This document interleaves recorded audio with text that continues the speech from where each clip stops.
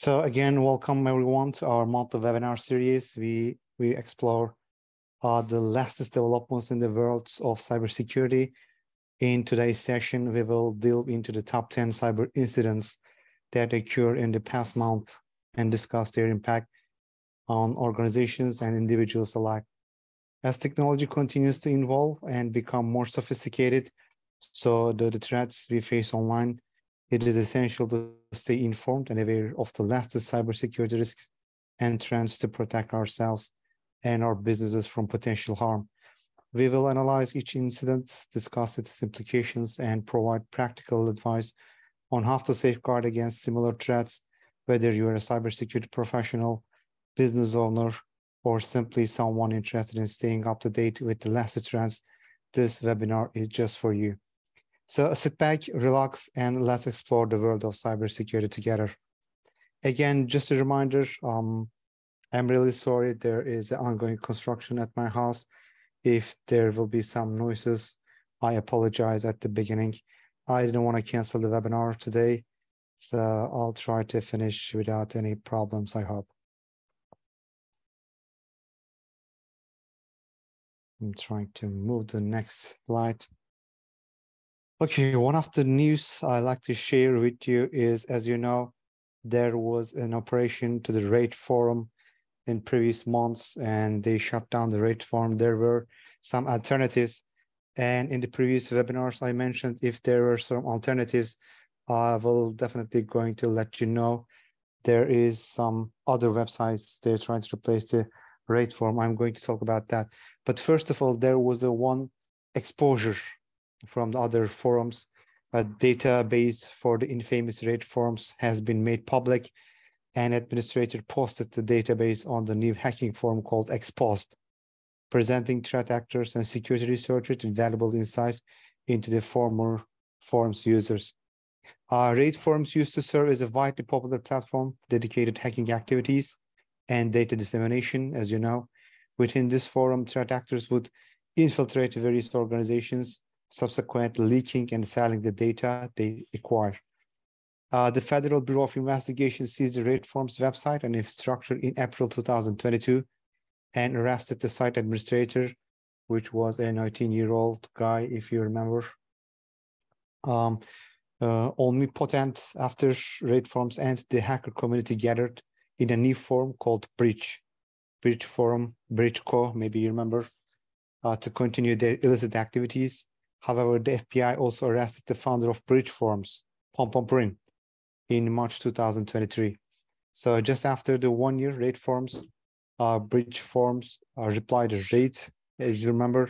Then in March 2023, FBI this time seized and shut down the Breach Forum and arrested the administrator, Pom. The co-administrator of the forum feared the law enforcement might have access to the Breach Forum server and had to shut down the forum entirely. To fill the gap in the market left by the Breach Forums, a new hacking forum called Exposed was recently launched and rapidly gained popularity. In my next slide, I'm going to talk about Exposed with its website. You can go ahead and check it. It is believed to be replaced the Breach Forum. On May 29th, 2023, Exposed forum administrator Emotet revealed the RAID forum's member database. The data is available, other threat actors, for researchers and law enforcement. If you go to the Exposed website, you can also download the database for the RAID forum. Leaked data has surfaced, consisted of a single SQL file containing registration information for RAID forums members. The data pertains to the MyBB users table used by the forum software to store details such as usernames, emails, hash passwords, registration dates, and other relevant forum-related information. Within the leak table, there's information for 478,087 RAID forum members.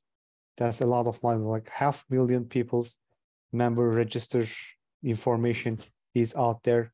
March 2015 to September 2022, suggesting that the database was dumped during that period, which is a 5-year period and 500,000 of people's members database is out there. It has been reported that some rate form members have been removed from the database, but the exact timing and reasons behind the original data dump remain unknown. The legitimacy of the leak table has been supported by the fact that numerous accounts in the database contain already known registration information, and members of the exposed forum have also confirmed presence of the information in the MySQL table. So we said that there was one website to replace the rate forum, which was exposed. The other one is leakbase.cc, leakbase.cc. Also, you can find a lot of leaked information in this website. This website also have different names, as you can see on the screenshot, leakba.se, or on the left side, you can see the NIF data leak forum, leakbase.cc. It has different names. It is not clear which one is the original one, but as far as I know, the similar ones have the similar data leaks and similar construction, very similar to each other. Design and everything is same. So you can find all the information in these forums.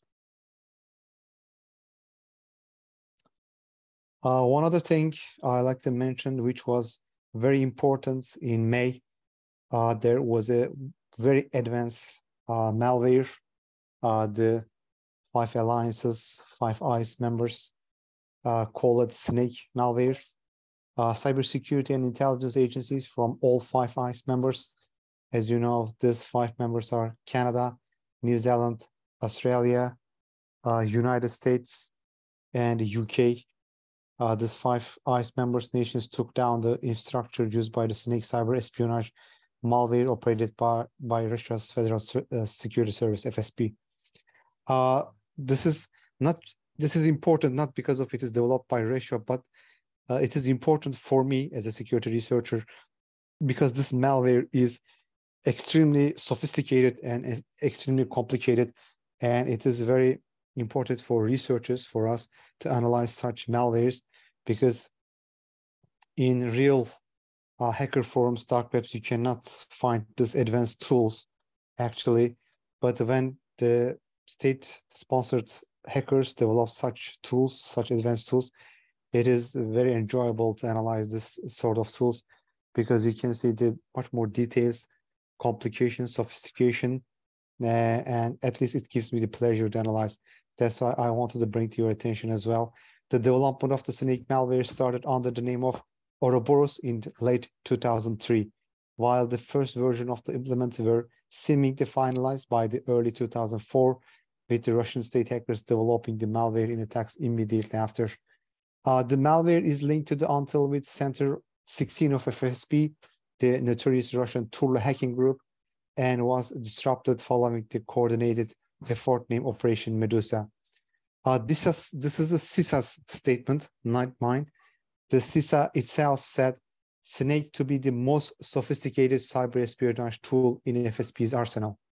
This is not my statement. Again, I want to underline, this is the CISA's United States CERT statement. They said Snake is the most sophisticated cyber espionage tool developed by the FSB so far. The sophistication of the Snake stems from the 3 principal areas. First, Snake employs means to achieve the rare level of stealth in its host components and network communications. Second, Snake's internal technical architecture allows for easy incorporation of newer or replacement components. This design also facilitates the development and interoperability of Snake instances running on different host operating systems. We have observed so far interoperable Snake implements for Windows, Mac OS, and the Linux operating systems. Lastly, the third one, Snake demonstrates careful software engineering design and implementation, with the implant containing surprisingly few bugs given its complexity. Following open source reporting by the cybersecurity and threat intelligence companies on Snake tactics, techniques, and procedures. By the way, you can find all the details about the Snake in SOCRadar platform as well. The FSD implemented new techniques to evade detection. As you know, for the malware tools, the most important thing is to not to be detected by the EDRs, antiviruses, next generation firewalls. And this also for Snake, it is valid for Snake. They developed a very advanced anti-detection tools for malware, which allow them to not catch by the antivirus systems or EDRs. The modifications to implement enhanced challenges in identifying and collecting Snake and related artifacts, directly hampering detection from the both host and network-based defensive tools. Following the effectiveness of this type of cyber espionage implement depends entirely on its long-term still, since the objective and extended espionage operation involves remaining on the target for months or years to provide consistent access to important intelligence. I definitely encourage everyone who was interested in malware analyzing to take a look at the Snake malware. Every month, we are also trying to bring your attention to new malwares, new threat actors, new tactics, new campaigns. Today, I want to bring your attention is a new ransomware group, Cactus. Researchers discovered a new ransomware group. They call it Cactus, operating since at least March 2023. Cactus steals data and encrypts files like other ransomware operations, but uses different methods to avoid detection. Again, in this case, the threat actors too much, they focus on the avoid detection techniques. And this is a good case for us because for this kind of ransomware, Cactus also developed the technologies for avoiding detection. Cactus, according to our analysis, gains initial access to the used victim's network by exploiting known vulnerabilities in Fortinet VPN appliances especially. So this was, as you remember, we were talking about the lesson learned from ransomware attacks. I mentioned, if you guys remember, I said that most of the time, this advanced APT actors or ransomware operators, they are not looking for new vulnerabilities. They are trying to exploit the old ones because most of the organizations, they don't bother each other's itself to close the vulnerabilities, the old ones.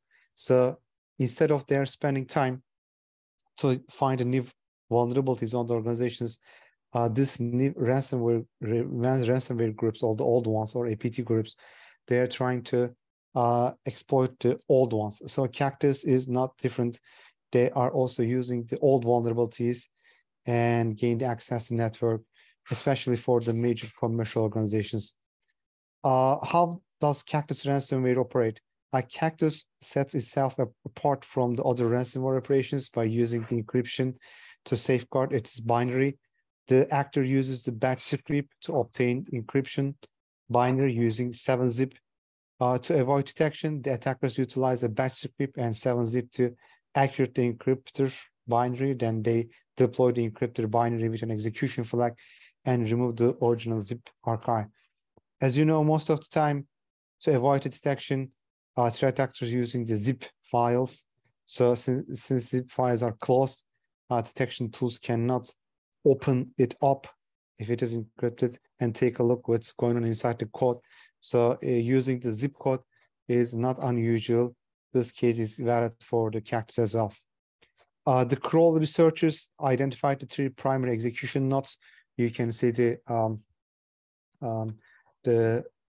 figure on the right.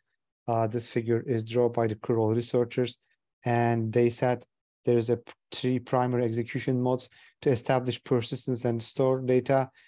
They use the C/program data / integer.file. They use the setup or read configuration and command line arguments. The encrypted later access the file using our command line argument. The attackers supply a unique AES key via the encryption command line argument to perform file encryption. This key is required to decrypt the ransomware's configuration file and the public RSA key used to encrypt the file. The hex string containing the key is hard-coded into the encryptor's binary, and decoding itself reveals encrypted data that can be unlocked using the AES key. Upon execution, the binary with the appropriate I-parameter key, data can be accessed, and the malware can search for files and initiate the multi-thread encryption process. Use of different execution before and after the decryption. The ransomware researchers stated that the Cactus employs different file extension to targeted files depending on its processing state. Before the encryption, Cactus changes the file extension to CTS0. So .cts0, and after encryption, it changes the extension CTS1. Additionally, Cactus has quick mode. The ransomware encrypts files twice and add a new extension after each process .cts1, .cts7 when run into the both quick and normal modes. So if you see any suspicious .cts number files, you need to be much more careful. After gaining access to the network, the attackers utilize the scheduled task to maintain persistent access through the SSH backdoor that could be accessed from the command and control server. Based on our analysis, we found that Cactus utilizes a soft perfect network scanner, NetScan, to search for valuable targets on the network, and to carry out more extensive reconnaissance. The attacker employed the PowerShell command to enumerate endpoints, locate user accounts by inspecting successful logins into the Windows event viewer, and ping remote hosts. Cactus ransomware also made use of modified version of the open source PSN map tool and PowerShell equivalent of the Nmet network. Maybe some of you is familiar with the PSN map tool. Cactus definitely use that. The ransomware operator employ multiple remote access methods, including legitimate tools such as Splashtop, AnyDesk, Super OPS, RMM, as well as Cobalt Strike and the Go-based proxy tool Chisel. After archiving privilege escalation on the machine, Cactus operates on a batch script that removes the most commonly used antivirus products. As with most ransomware operations, Cactus steals data from victims. The threat actor then transfers stolen files directly to cloud storage using the rclone tool. Following data exfiltration, the attackers use the PowerShell script called total execute to automate the encryption process, and a technique that Blackbuster ransomware has frequently used. So this indication shows us maybe Cactus has some cooperation or some moving together a strategy with the Blackbuster ransomware group. I'd like to also mention about the new malvertising campaign, which we recently discovered in May. It is called Lobshot, distributed through Google Ads. In previous webinars, our Cyberwatch series webinars, we already mentioned how dangerous Google's ads could be, because as you know, at the top of the search, there are some advertisement links, and those links are definitely not secure. And Google has taken not extra security of layer to protect its users against this advertisements. So far, I don't know any development. Maybe you know, but as far as I know, the threat is still there. If you are using the malicious link and give the advertisement to the Google, still you can, when the people search, you can be at the top of the pages, which lead people to the click. So this malware is similar to that, allows cyber criminals to take over infected Windows devices by using HVNC. The HVNC is a type of VNC, remote access software, customized to operate on a hidden desktop within an infected device rather than the main desktop used by the device owner. This allows malicious actors to gain complete remote control over the Windows desktop without the victim's knowledge. Lobshot malware spreads via fake sites, enables remote controls. Cyber criminals have increasingly been using the Google Ads to distribute the malware through research results. They do so by impersonating legitimate websites for popular applications such as 7-Zip, VLC Video Player, OBS, Notepad++, CCleaner, TradingView, and Rufus. So these ads appear to be a promote to legitimate AnyDesk remote management software, but actually lead to the fake AnyDesk site at ameydeece.e website. This website distributed a harmful MSI file that executes a PowerShell command to download the DLL file from download.cdn.com, a domain associated with the TA505 club ransomware gang in the past. However, the ownership of the domain has changed, and it is unclear whether it is club ransomware still using it or not. So far, this is not clear. The downloaded DLL file contains Lapshot malware, which is saved into the program data directory and then executed using rundll32.exe. According to the report by the security engineer team, more than 500 unique Lapshot samples have been observed since 2022. The samples are typically compiled with the 32-bit DLS or executables ranging from 93 kilobyte to 124 kilobyte in size. The main feature of the malware is it is HVNC module, as we mentioned, which involves creating hidden desktops and linking the malware. This allows the attacker to gain complete remote control over the infected device, enabling them to capture screenshots, use the keyboard and mouse, and perform other actions.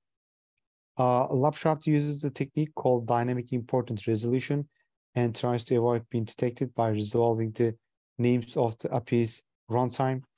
After being executed, the malware will verify whether Microsoft Defender is active or not.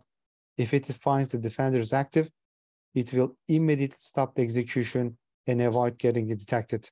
This part is very important. I want to repeat myself. The malware will verify whether Microsoft Defender is active or not. If it finds that the Defender is active, it will immediately stop its execution to avoid getting detected. But if it doesn't detect the Defender, it will create registry entries to start itself automatically whenever the user logins into the Windows. After that, it will extract the information about the infected device, such as currently running processes, and transmit it to the attacker's server. Lapshot targets the more than 50 browser extensions related to cryptocurrency wallets. So please much more be careful if you are using the extension for the cryptocurrencies. It's probably affected by the Lapshot. These extensions, affected extensions are for Chrome, Edge, and the Firefox mainly. After identifying the Chrome, Edge, and the Firefox extension, the Lapshot malware executes file located in the C program data directory. However, researchers were unable to confirm whether the file is used still extension data or has some other function, as it was not presented in their analysis. There is one new phishing as a service platform, Greatness. In the previous webinars, we also again talk about some new platforms, and this is also a new platform. But you may ask why every month we are talking about this new developments, because this is different than the others. If it is similar, I'm not going to bring your attention. I am always trying to find something interesting for you and for me as well when I do the research. With this new developments, the important thing is that with this platform, they do something different. And whatever, because as you know from the offensive part and the defensive part develops something better, and offensive part has to do something better. So this is a kind of game between offense and defense. That's why every month, sometimes I need to bring this new platforms to your attention, because as I already mentioned and try to explain technically, they do something different, very important. And this is very important for us to analyze it, because we can, when we analyze it, what they develop, we can develop better strategies. So any phishing as a service We call it PHAASS or PAAS, however you call it, phishing as a service. Platform named Greatness has been leveraged by the cyber criminals. Actually, this service was out there. They target the businesses users for Microsoft 365 cloud services since 2022. But Greatness for now is only focused on the Microsoft 265 phishing pages. That's the only thing they do, providing its affiliatives with an attachment and the link builder that creates highly convincing decoy and the login pages. It contains features such as having the victim's email addresses pre-filled and displaying their appropriate company logo and background image extracted from the target organization's real Microsoft 365 login page. The campaign involves Greatness have mainly manufacturing, healthcare, and technology entities, especially in the United States, United Kingdom, Australia, South Africa, and Canada, their main targets, with the spike in activity detected from March 2023. Phishing kits like Greatness offer threat actors, rookies, and otherwise a cost-effective and scalable one-stop shop, making it possible to design convincing login pages associated with the various online services and bypass the two-factor authentication protections.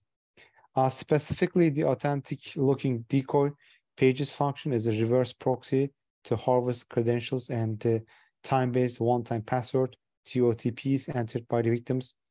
The attack chain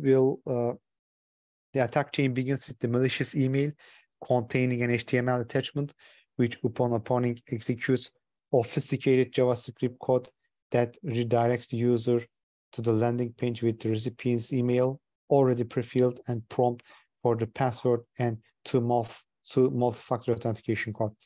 The entered credentials and tokens are subsequently forwarded to the affiliate's Telegram channel for obtaining unauthorized access to accounts in question. The AITM phishing kit also comes with the administration panel that enables the affiliate to configure the Telegram bot, keep track or stolen information, and even build booby-trapped attachment for links. There is also one other new platform, cross-platform threat with ransomware as a service and with the advanced features. Again, recently we discovered a new ransomware group called Cyclops group. This group takes pride in creating ransomware that can infect 3 significant platforms: Windows, Linux, and Mac operating system. They offer ransomware utilities as a service, which referred as a ransomware as a service, as you know, RAAS.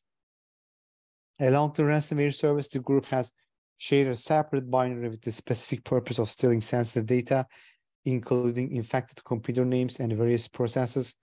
The Cyclops groups actively promotes their offering on the hacker forums and seeks a share of the profits from the users who use their malware. Cyclops has dedicated panel for distributing their ransomware across Windows, Linux, and Mac OS operating system.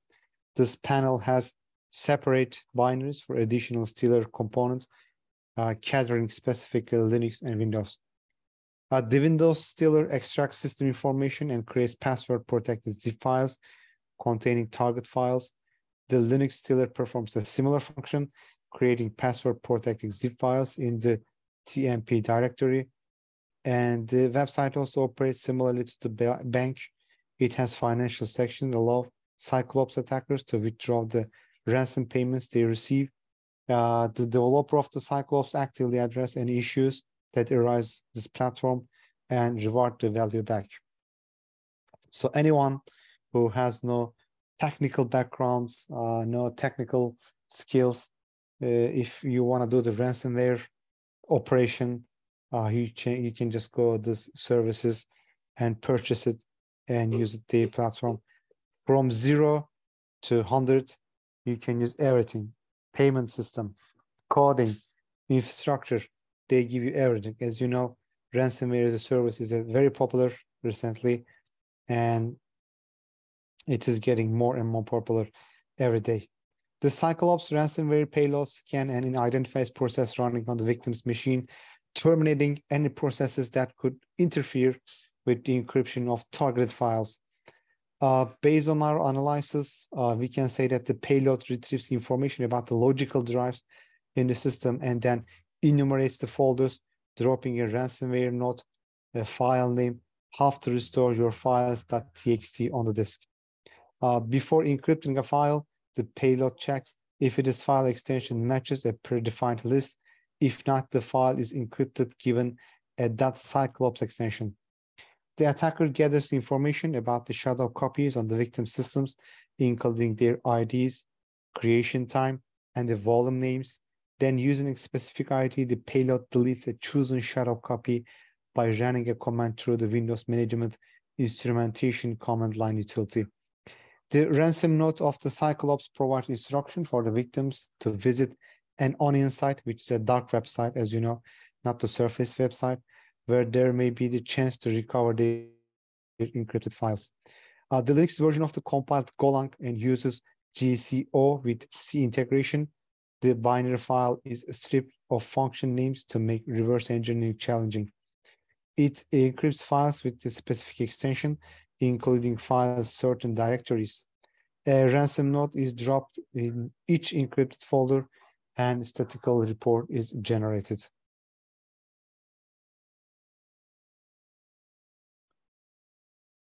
So Kimsky is another threat actor, which is not new for this month, but since from 2023, they were getting some attention, but they are in May 2023, this popularity is in the top.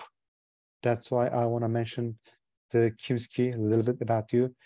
Historically, Kimsky targets have been located across countries in North America, Asia, and Europe. In the group's latest campaign, they continue their global targeting theme around the various ongoing geopolitical topics. For example, latest Kimsky campaigns have focused on the nuclear agendas between China and North Korea, relevant to the ongoing war between Russia and Ukraine. As you know, Kimsky is a North Korean hacker group. In recent campaign, Kimsky targeted the staff of Korea Risk Group, the information analysis firm specializing in the matters directly and indirectly impacting Democratic People's Republic of Korea, which is South Korea. So their main target, of course, mostly Western countries, as you can understand, since their origin is North Korea. We can say that Kimsky threat actors and their hunting and detection efforts are very high. Our assessment is that the same campaign has been used to continue targeting organizations and individuals at least in the United States, Europe, and Asia, including think tanks, research universities, and governmental entities. This North Korean advanced APT group with a long history targeted attacks across the world, as we mentioned. Our current understanding of the group indicates they have primarily assigned to intelligence collection and espionage operations supporting the North Korean government since 2012. For deployment of Raccoon Shark, Kimsky continues to make use of specifically crafted phishing emails. Notably, the spear phishing emails are made with the level of design quality tuned for specific individuals, increasing the likelihood of the opening by the target. This includes proper formatting, grammar, and visual clues appearing legitimate to unsuspected users. So there used to be, I still give the cybersecurity trainings, but I used to tell the people in these trainings, when you're trying to notice the phishing emails, you have to check the grammar, because there used to be grammars, their grammars were terrible. But right now, these people working on the grammar, they hired language experts, to be honest, because they want their phishing is perfect, because you can understand from yourself when you receive an email, if you see there's some typos or something, you are getting suspicious, right? Me too. I think everybody does. So that's why these hacker groups are polishing their grammar and typos and everything to make it their phishing much more perfect. In the malicious email, Kimsky emphasized the target to open a link, download password protected document, and most recently, they made use of Microsoft OneDrive to host the malicious document for download. So this is very important, I believe. This is not about the malware, ransomware, or phishing. This comes from the Google, which is maybe good. I don't know, but I like to bring your attention, and I really wonder your opinions, your analysis. Recently, as you know, Google raised concerns about the Google's new zip and move internet domain, warning that the threat actors could use them for phishing attacks and malware delivery. Early this month, in May, when I say early this month, Google introduced a new top-level domains, TDLs, that could be purchased for hosting websites or email addresses. The new domain addresses are .dad, .esq, .poprof, .phd, .nexus, .foo, and .zip.mov. So this zip and mov domains are a little bit dangerous from the security researchers, because while the zip and move TDS have been available since 2014, it wasn't until this month that they become generally available, allowing anyone to purchase the domain. So right now, anyone can purchase the .zip or .move files. Usually, as you know, those files are for archives and MPEG for videos. And the concern is there, it is very common for people to post instructions containing file names with the zip and mov extensions. However, now they are TDLs. Some messaging platforms and social media sites will automatically convert files names with the .zip and .mov extensions into the URLs. For example, on Twitter, if you send someone instructions on opening a zip file and accessing a mov file, the innocuous file names are converted into the URL. When people see URLs in instructions, they commonly think that the URL can be used to download the associated file and may click on the link. For example, linking file names like report.zip. This, instead of a file, this could be a malicious URL. However, if a threat actor owns the zip domain with the same name as link field name, a person may mistakenly visit the site and fall for the phishing scam or download malware, thinking the URL is safe because it came from trusted sources. While it is very unlikely that the threat actor will register thousands of domains to capture victims, you only need one corporate employee to mistakenly install the malware for the entire network, as you know, to be affected. And by the way, this abuse, I definitely again encourage you to take a look about this Google's new action. This attacks, the attacks we mentioned just right now, definitely not theoretical, it's practical, that can easily be done.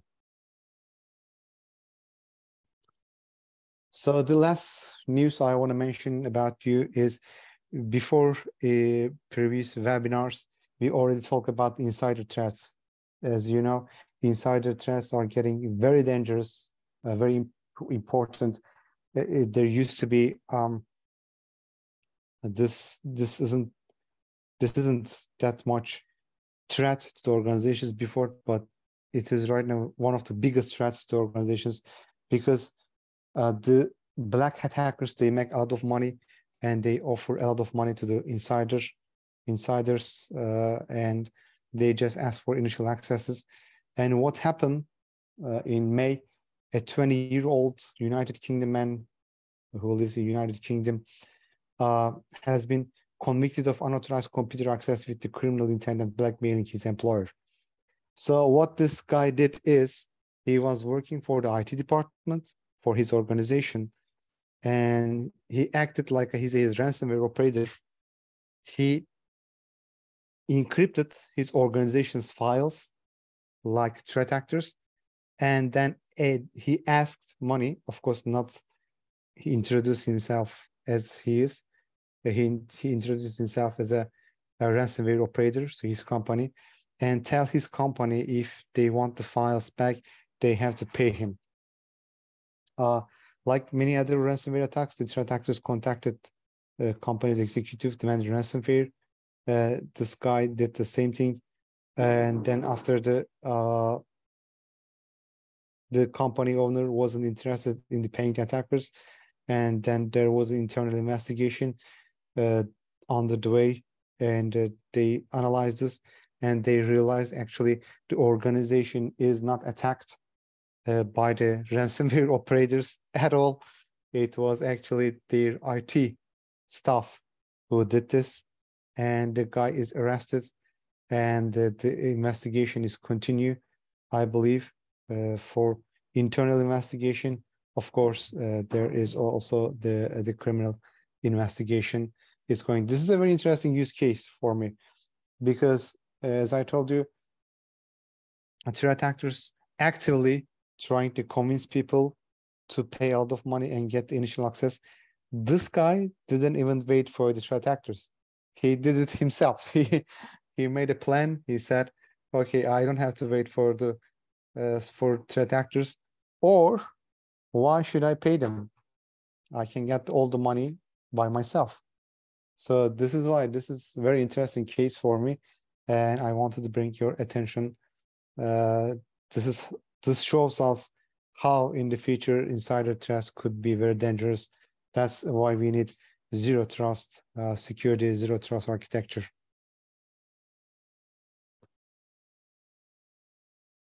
I am trying to move the, okay, there it is.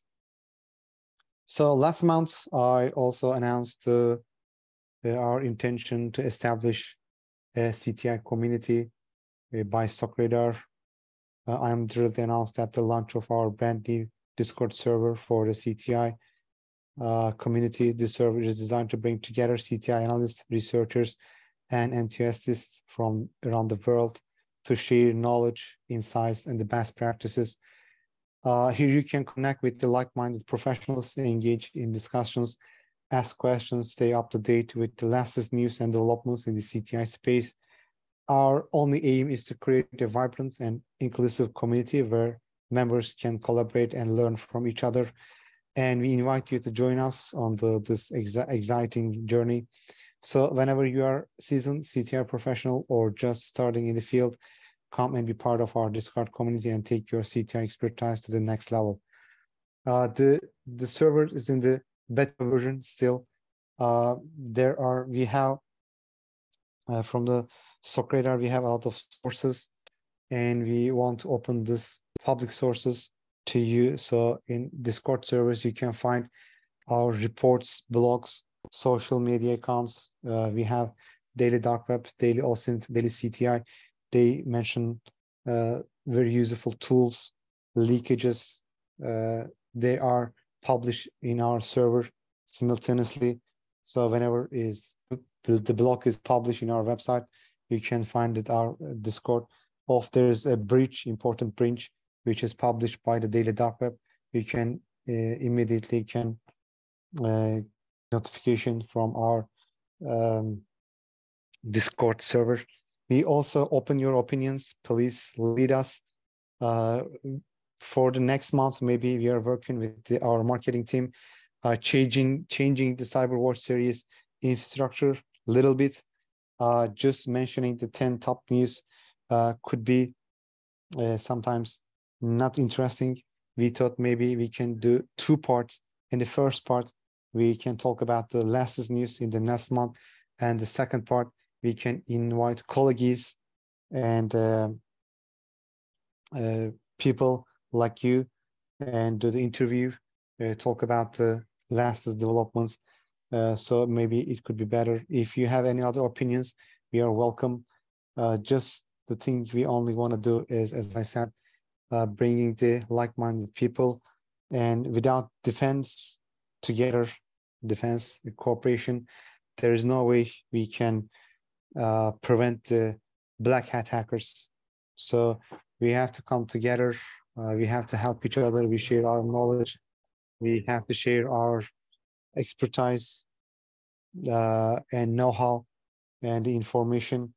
That's the main reason, as a community manager of the SOCRadar, I wanted to establish this community. I'm going to share a link with you. You are more than welcome to join us.